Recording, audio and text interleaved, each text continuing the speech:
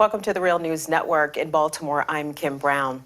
Journalists, whistleblowers, and members of the public face long prison sentences under harsh proposals for a new espionage act in the United Kingdom.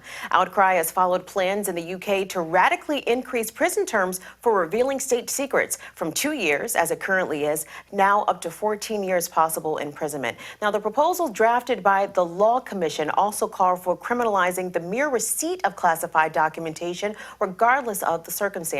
Malicious intent is not a prerequisite to establish guilt under these proposals, which also appear to apply to actions both inside and outside the United Kingdom. And joining us today to discuss these proposed changes to Britain's secrecy laws is Jim Killock. Jim is the executive director of Open Rights Group, and the Open Rights Group is the UK's only grassroots digital rights organization. He's joining us today from London. Jim, we appreciate you being here.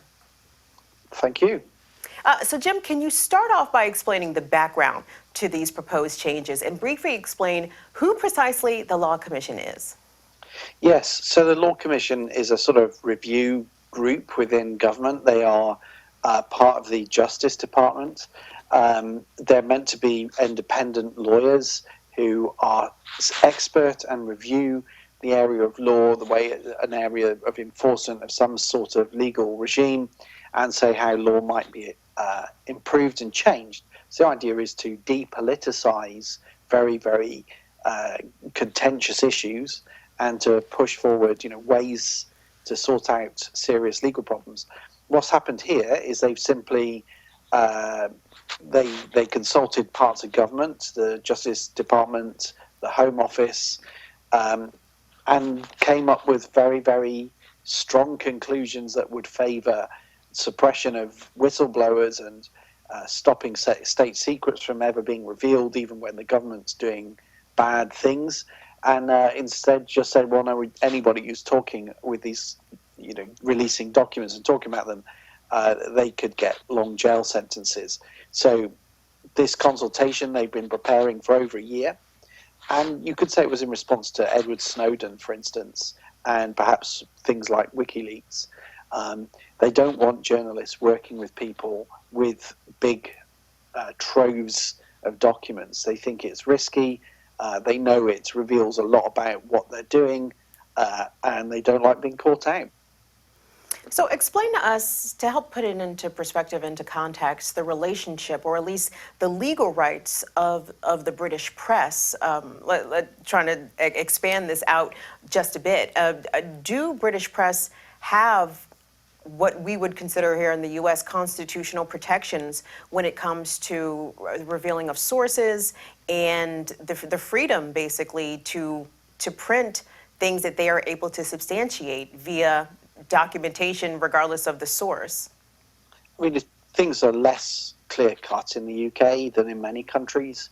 We do have a right to free expression. That's how we phrase it in the UK, and that is guaranteed by the Human Rights Act, which is a bit like a Bill of Rights, and that's all backed up by us signing the European Convention on Human Rights.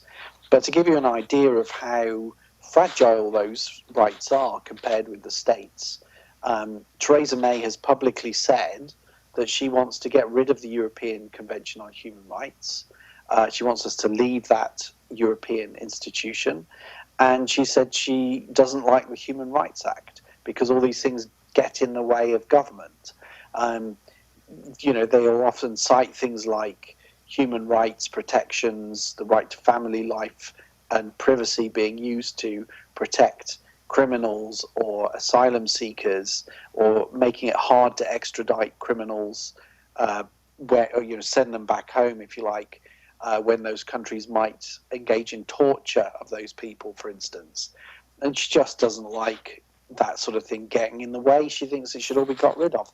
So here, it's very hard to imagine someone like our Prime Minister really wanting to defend the rights of the press over the rights of the government to secrecy.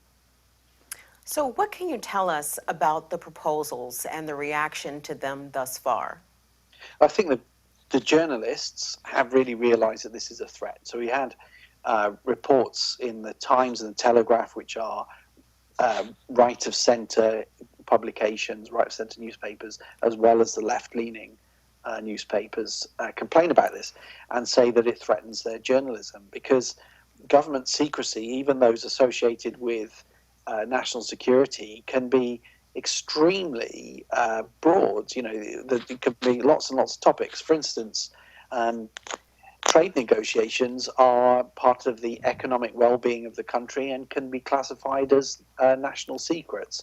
And that would mean that all of the negotiations around Brexit and leaving the European Union, those negotiations, perhaps trade negotiations with the USA, those things could be classified as state secrets, and leaks from those negotiations could land people in jail. And, you know, obviously that would be very, very wrong, and it's going to be something that journalists are going to want to talk about a lot. So I'm glad to say they really have reacted very strongly, so much so that the Prime Minister felt it necessary to say, this wasn't my idea, it was the last bloke. It was all David Cameron's fault as the last Prime Minister, not mine. Which is ridiculous, by the way, because as Home Secretary, her department would have been very, very closely consulted about what was going to be in this proposal. No way she didn't know what was going on, but she's been embarrassed enough to try to pretend that it wasn't anything to do with her. Indeed. So what parts of the proposals that most concern you? What are the details that you've read about this that you find most troubling? Well, the idea that you're going to face a jail sentence for handling documents, for instance, I mean, that would just close down journalism where state secrecy is concerned. That is obviously wrong. And the lack of any sign of a public interest defence for somebody in the secret services or handling national documents, to be national security documents, to be able to work with journalists, that is also wrong. You know, the Law Commission seems to have said, even before the consultation, that it doesn't think it's necessary to have those sorts of protections, that if a whistleblower within the secret services needs to tell somebody in authority, you know, get the word out that something's gone wrong, then they should be able to go to an ombudsman, they say, who will be able to sort the problem out. You know, that's plainly ridiculous. Ombudsman would be open to political pressure. It may not be something you trust them over. You know, you may not want to take that route. And the public have an interest, you know, they have a right to know, ultimately. It shouldn't always be something that can be hushed up within the government's own processes. So, you know, clearly is aimed at stamping out journalism and whistleblowing. And, you know, it just has to have a very much more open approach, in our view. Jim, how do the UK secrecy laws currently function, and are there reforms that you would support? Yeah, I mean, there are. The secrecy laws, the Official Secrets Act, is pretty broadly drafted. You might even accuse it of having some of the same potential for overreach as these proposals today. You know, the definitions of what is an official secret and when handling it is precisely punishable is not well understood. It's not being you know, the number of cases are fairly limited around it. And it may well be that custom and practice and the lack of enthusiasm of public prosecutors to try to prosecute journalists is what's protected people in practice rather than the well-drafted laws we've had. But the fact is that no journalist has been prosecuted since the 1970s for any kind of public interest journalism around these sorts of leaks, and people have successfully defended themselves when trying to publish material in the public interest. So it clearly is an attempt to stop things which are relatively well functioning at the moment. But I wouldn't say that British law is completely fair and equitable at this point. All governments try to keep too many powers to themselves. But, you know, we have a kind of sledgehammer to crack a nut approach in this consultation. Clearly, there are problems around large volumes of documents being released from time to time. But I think the approach they've got, all it'll do is encourage organisations like WikiLeaks, because if you're an anonymous person and you are worried about your leaking being detected, well then give the documents to somebody who's just going to take them in secrecy, not worry too much and publish them, rather than responsible journalists. The incentives are all wrong in this proposal. Speaking of consultations, the Law Commission's website states that, quote, in making its proposal, the Law Commission met extensively and sought the views of government departments, lawyers, human rights NGOs, and the media. However, The Guardian, Liberty, which is another open rights group, and the open rights group itself have all rejected those claims, end quote. So how do you respond to the claims that an extensive consultation occurred with human rights organizations from the Law Commission? Yeah, well, they basically rang us up and said we're going to do something, and we'd like to chat to you about it in the future. And that was that. That was last summer. We never heard from them again. And in fact, when they were talking to Duncan Gamble, the journalist who broke this story, they pretty much admitted to him that they had just got too busy. It had all been too difficult, and they hadn't done anything of the sort.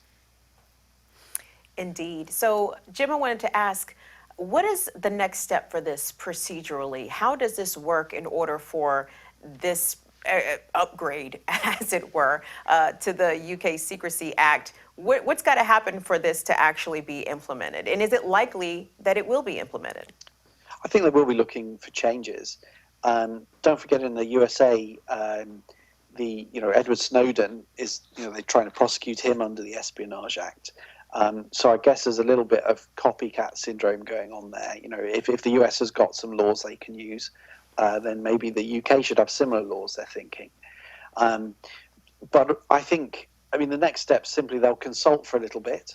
They will have their responses by the beginning of April, and anybody who is concerned about this, even if you're in the USA, you can respond and give us some evidence, and then.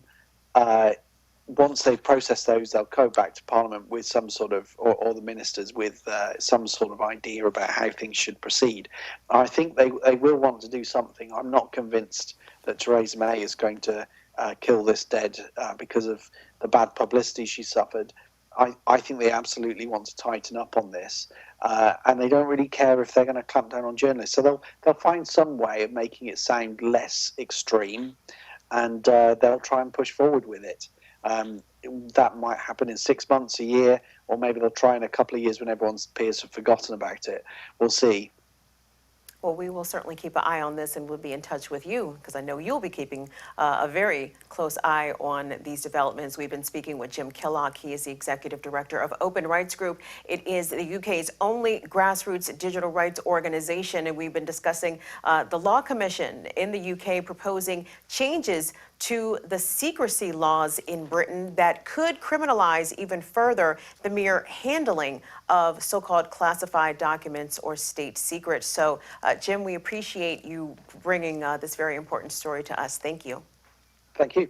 And thank you for watching the Real News Network.